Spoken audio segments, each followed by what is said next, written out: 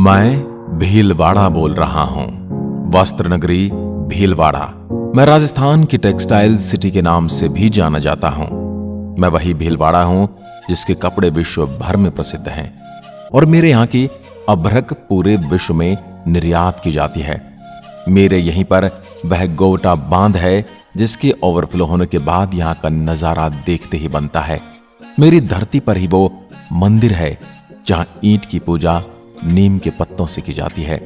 लेकिन मैं फिलहाल राजनीतिक और उपद्रवी माहौल को लेकर थोड़ा परेशान और आहत होकर शांत बैठा हुआ हूं। मेरे राजस्थान में और भीलवाड़ा में फिलहाल तनातनी और हिंसा का माहौल है।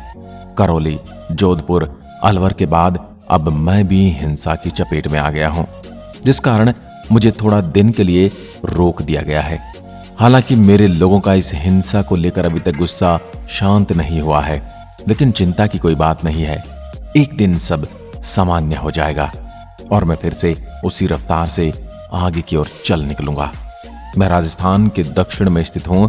मेरे पड़ोस में मध्य प्रदेश राज्य है और पड़ोसी जिलों में चित्तौड़गढ़, राजसमंद, बूंदी, अजमेर और टोंक है। मैं लगभग 10,455 वर्ग किलोमीटर में फैला हुआ हूं।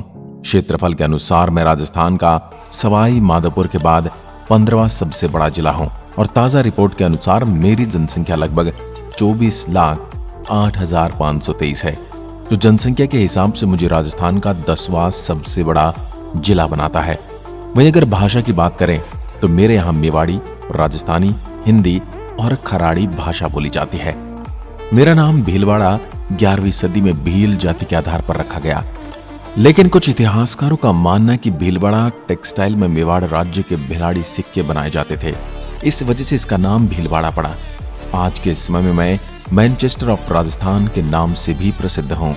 इनके अलावा मेरे और भी नाम है, जिनमें जू ऑफ मिनरल्स, अभ्रक नगरी, सिटी ऑफ पौंड और टेक्निकल सिटी ऑफ राजस्थान। अगर मैं मेरे रियासत की बात करूं तो मैं कभी रियासत नहीं था। मैं फूलिया रियासत, जो आज का शाहपुरा है, उसका हिस्सा था और मेवाड़ के अधीन थी, लेकिन समय बीतते बीते 1631 में है मुगलों के अधीन चली गई और शाहजहां और सुजान सिंह ने मिलकर शाहजहां के नाम पर इसका नाम शाहपुरा रखा।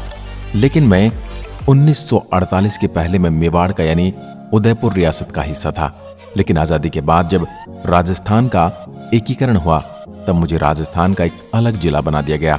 राजस्थान का मिनी खजुराहो, चार भुजा मंदिर और त्रिवेणी संगम जैसी खूबसूरत जगह भी मेरी ही धरती पर विद्यमान है।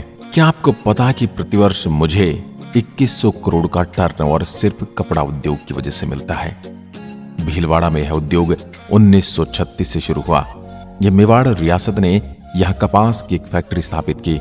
उसके बाद 1942 में महादेव कॉटन मिल की स्थापना होती है। धीरे धीरे इनकी संख्या बढ़ती जाती है और 2006 आते आते इनकी संख्या 300 से भी ज्यादा हो जाती है।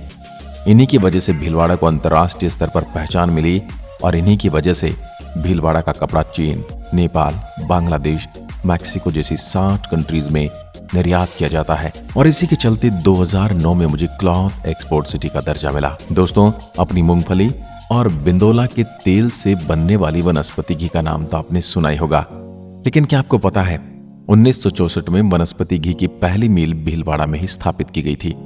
राजस्थान में सबसे ज्यादा 16 तहसीलों वाला जिला भी मैं ही हूँ।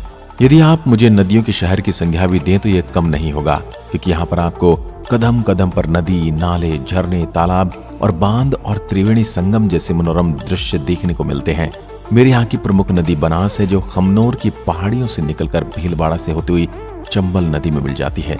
इसके अलावा भी यहाँ पर बहुत सारी नदियां हैं, जिन्हें बेडच, मेज मैनाल, बेडच, खारी, कोठारी आदि हैं। अगर बात करूं मैं यहाँ की खेती बाड़ी की, तो यहाँ हल्की काली और लाल मिट्टी पाई जाती है, जिनमें सबसे ज्यादा बोई जाने वाली फसलों में है मक्का, ज्वार और मूंगफली। इसके अलावा अभ्रक उत्पादन में मैं राजस्थान में नंबर 1 हूँ। इसके अलावा मेरी खदानों में तांबा, सीसा, जस्ता, बेरिलियम और यूरेनियम जैसे महत्वपूर्ण खनिज भी निकलते हैं। इतना ही नहीं, मेरे यहाँ की ईंट भी काफी फेमस है। यहाँ की बनाई हुई ईंटें राजस्थान के हर जिले में एक्सपोर्ट होती हैं।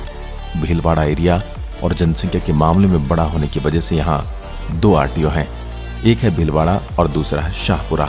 अब आप इन्हें तो जानते ही होंगे, इनका नाम है अभिजीत गुप्ता। इनका जन्म भी भीलवाड़ा की पावन धरा पर ही हुआ था। ये शतरंज के एक जाने माने खिलाड़ी हैं। सिर्फ यही एक ऐसे हैं जिन्होंने 5 बार कॉमनवेल्थ चैंपियनशिप जीती है। इसके अलावा श्री लाल जोशी भी भीलवाड़ा के ही हैं, जो भारत के मशहूर पेंटर हैं, जिन्हें हल्दी घाटी, रानी पद्मिनी, पृथ्वीराज चौहान और ढोल मारू के चित्र बनाने की वजह से राष्ट्रपति पद्म श्री से भी नवाजा जा चुका है। अब इसको मैं मेरी शान कहूं या ऐतिहासिक धरोहर कहूं, वह तो यहाँ का बदनौर का किला है। 7 मंजिलों में खड़ा भारतीय वास्तुकला से बना कलाकृतियों का एक बेजोड़ नमूना है। इस किले का निर्माण 1584 में करवाया गया था।